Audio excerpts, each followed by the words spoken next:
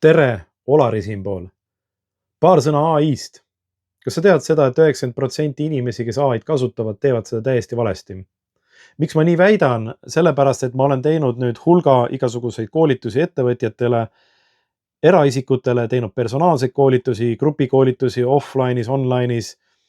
Ja üks muster, mis sealt kogu aeg läbi jookseb, on see, ma olen kasutanud, ma tean, kuidas see asi käib. Ja kui me lähme teemasse sisse, siis ma näen tegelikult, et inimestel puudub õrne aim, kuidas üldse AI-ga suhelda niimoodi, et ta annaks tagasi tegelikult neid väärtuslikku vastuseid, mida sealt oodatakse. See on üsna tihti juhtub nii, kui inimene ütleb, et jah, ma proovisin, ma testisin, ajas mulle mingisugust jura sealt, ma ei saanud neid vastuseid, mida ma ootasin, või sisu oli ebatäpne ja kasutab ka selliseid sõnu, mida mina näiteks oma jutus ei kasuta. Ja kui me lähme sinna sisse ja vaatame näiteks kas või ChatGPT asju, siis inimestel on see enda järgi häälestamata täiesti jäänud. Ja annabki siis selliseid suvalisi vastuseid. Need AI programme, mida kasutada, on tohutu palju ja sealt välja selgitada sellist, mis tegelikult sulle nagu väärtust loob, eks see ongi inimese jaoks keeruline, kui sa selle teema sees igapäevaselt ei ole. Ja tehes neid koolitusi ettevõtetele, kus on koos tippspetsialistid, kes on üsna nutikad ja targad inimesed, kes oskavad kasutada ka muid tarkvarasid ja on oma valdkonna spetsialistid, siis nad vajavad samasugust õpet ja lisateadmisi juurde, kuidas AI-d kasutada niimoodi, et ta päriselt annaks neid vastuseid ja annaks seda tulemust, mida sa sealt ootad. Ja inimesed on harjunud AI-d kasutama nii, et nad küsivad ise AI käest küsimusi, selgitamata AI-le ära, mida nad ootavad täpselt ja mis on see kontseptsioon, mis raamis nad neid vastuseid vajavad. Aga paljud inimesed reeglina ei tea seda, et sa saad ka üles ehitada AI-ga suhtluse niimoodi, et sa AI-l lased enda käest asju küsida. Miks? Sellepärast, et läbi selle AI õpib sinu konkreetset valdkonda paremini tundma ja oskab sulle paremaid vastuseid anda. Ja seda me töötoas inimestega räägimegi ja õpetame ja näitame praktiliste näidete põhjal, kuidas AI õigesti kasutades annab sulle tegelikult seda sisu ja väärtust, mida sealt oodatakse. Loomulikult AI-ga on võimalus megalt nagu aega kokku hoida, AI panna tegema ülesandeid, mida inimesed niikuinii korduvalt kogu aeg teevad, õpetada ja treenida AI-d, automatiseerida, ehitada üles erinevaid assistente ja agente, kõike seda on võimalik teha.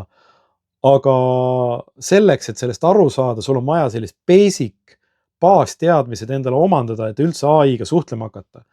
AI programmide üks eelis on see, et kui sa õpid ära selle promptimise loogika ja AI-ga suhtlemise loogika, siis sa saad seda kasutada väga erinevates programmides, väga erinevates AI tarkvarades. Need on maailmaturule tulnud juurde ja neid tuleb järjest rohkem juurde. Ja läbi selle teadmise sul tekib alles see esimene eduelamus, kuidas sa näed, kui õigesti suheldes AI hakkab sulle andma neid vastuseid. Täna näiteks mina kasutan AI-d väga palju oma töös, koolituste ettevalmistamisel, oma äriplaanide koostamisel, uue startupi ettevalmistamisel, ta on nagu tark mees taskus sõna otseses mõttes ja ma saan väga paljusid teadmisi ja oskusi kasutada just AI baasil, sest minul ei ole võimalus võtta kõiki maailma tippspetsialiste endal punti ja ma saangi AI käest küsida. Kuidas luua näiteks ettevõtte arengustrateegiat, kuidas liikuda teistele turgudele, kuidas näiteks ettevõtja või mikroettevõtja võiks oma toodet hinnastada, kuidas ta saaks teha analüüse, kuidas ta võiks ehitada üles enda promokampaaniaid, kuidas teha toodete kirjeldusi, kõik ja nii edasi ja nii edasi. Selleks, et kõik see asi toimiks, on vaja õppida AI-ga suhtlema. Värsked näited on sellest näiteks, et ma olen koolitanud mitmeid tippspetsialiste, kes on oma valdkonna tipud ja nad on juba AI-d kasutanud mõnda aega, aga nad ei teadnud teatud nüansse, mis tegelikult võimendaks hoopis nende igapäevatoiminguid ja tooks välja just selle teadmise ja oskuse, mis on nende valdkonna spetsialiteet. Nad lihtsalt ei osanud AI-ga õigesti suhelda ja läbi nende personaalsete koolituste nad on õppinud AI-d kasutama ja nad on suutnud nüüd tänaseks luua palju rohkem väärtust oma teadmiste baasil koos AI-ga, kui nad seda enne tegid. Aga selleks, et AI-d kasutada õigesti, on vaja seda õppida ja võtta teadmised professionaalide käest, kes seda asja jagavad. Eestis on õnneks tekkinud mitmeid tugevaid ja tublisid AI koolitajaid, kes siis on kas turunduse valdkonnas või äristrateegia või lehekülgede optimeerimise koha pealt või müügi koha pealt, need on kõik väga head. Aga kui sul puudub baasteadmine, siis on sul väga keeruline ja raske mõista, miks need inimesed, kes näiteks AI-d koolitavad, just neid asju nagu rõhutavad. Sellepärast ma teengi neid töötubasid, et inimestele anda baasteadmised AI-st ja kuidas seda kasutada.